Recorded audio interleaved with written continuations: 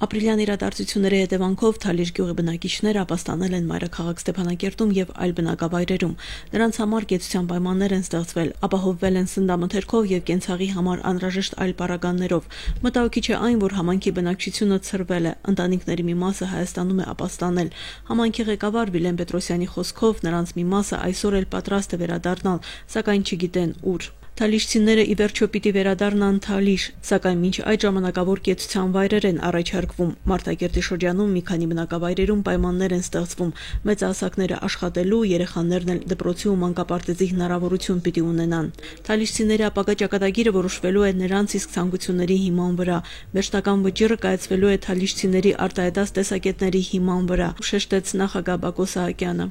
Մինչ այդ տղամարդիկ կարող են աստիճանաբար վերադառնալ գյուղ եւ զբաղվել գյուղատնտեսական աշխատանքով, բերքը հավաքել է պետք։ Հանդիպման ընթացքում քննարկվել են թալիշցիների մոտ առաջացած մի շարք սոցիալ-տնտեսական հարցեր։ Նախագահը շեշտել է, որ իշխանությունները կանեն հնարավորը այդ խնդիրները լուծելու համար։ Երկրի ղեկավարը համապատասխան հանձնարարություններ է տվել շահագրգիռ մարմինների ղեկավարներին։